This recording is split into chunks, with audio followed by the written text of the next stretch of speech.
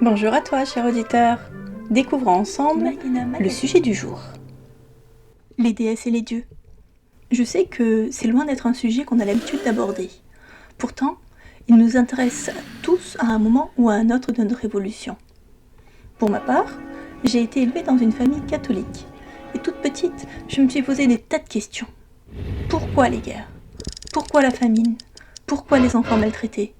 Pourquoi le manque d'entraide?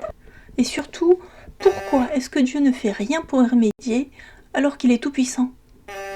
À ces questions, je n'ai eu que des réponses insatisfaisantes comme « Les voies du Seigneur sont impénétrables » ou bien « C'est l'expérience qu'ils ont choisi de vivre » ou alors « C'est leur karma » ou bien encore le fameux « C'est comme ça » qu'on a tous entendu quand on était enfant et qu'on continue d'entendre d'ailleurs.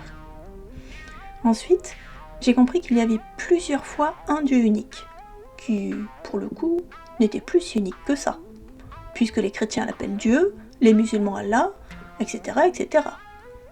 Bref, le catholicisme ne me paraissait plus si attrayant que ça, puisqu'il était basé sur un Dieu unique, plus si unique que ça. J'ai donc décidé de croire en l'amour, tout en respectant les croyances des uns et des autres. C'était la plus sûre façon pour moi de ne plus me tromper. Et aujourd'hui, du haut de mes 12 ans, je me pose d'autres questions. Quand on s'intéresse à la première Égypte, on voit qu'il y a des déesses et des dieux. Il y a même des familles divines. Ces déesses et dieux sont aussi bien des humains que des animaux, ou bien même les deux ensemble. Ils sont unis et ont chacun leur fonction, de façon à ce que tout se passe bien. En plus, ils apportent une vraie réponse à propos de la vie après la mort, avec la pesée des âmes, puis la barque qui nous amène vers les déesses et les dieux. Et c'est à peu près la même chose chez les Incas. D'ailleurs, les civilisations égyptiennes et Incas construisaient toutes les deux des pyramides qui ont résisté à travers le temps. Intéressant, non? Ensuite, il y a eu des déesses et des dieux de la Grèce antique. Et là aussi, ils avaient l'air d'être dans l'entraide. Le point commun entre ces trois civilisations, c'est qu'au début régnait l'harmonie et petit à petit, des gros méchants sont arrivés. Même chez les déesses et les dieux. On dirait qu'un dieu très méchant a semé la zizanie et fait croire que les gentils déesses et dieux étaient en fait des méchants. Et puis, il y a ce gars génial qui a fait plein de choses fantastiques, des miracles. Il prenait l'amour avec un grand A. Pourtant, depuis qu'il était bébé, les dirigeants de son pays ont cherché à le tuer. Durant toute sa vie, il a fait voir que la divinité est en nous, qu'il est juste de la voir, de la faire vivre, et pour cela, rien de tel que l'amour. Ils l'ont tué. Et ensuite, ils ont utilisé ces enseignements pour mettre en place une religion avec un seul Dieu. Ça a dû mal fonctionner au début, parce que ces enseignements étaient encore tout frais. Du coup, quelques centaines d'années plus tard, les Romains ont mis en place des déesses et des dieux qui promouvaient directement la disharmonie. Les Romains se sont carrément inspirés des Grecs. Poséidon est devenu Neptune, Dionysos est devenu Bacchus, et Artémis est devenu Diane.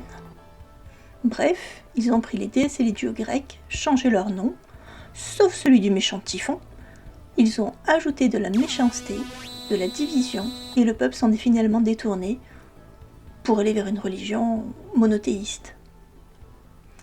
C'est Hans, un ami alsacien, qui m'a permis de comprendre l'énorme différence entre le polythéisme et le monothéisme, tel qu'il est pratiqué actuellement.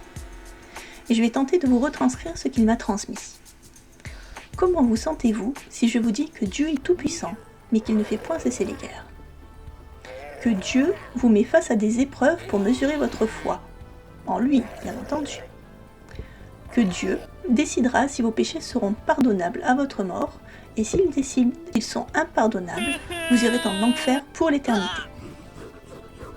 Je sais pas vous, mais moi, ça me fait plutôt flipper. Tout d'un coup, je sens que je dois me débrouiller seule. Je suis apeurée. Il y a un tel espace entre Dieu et moi que la divinité ne peut être qu'à l'extérieur de moi.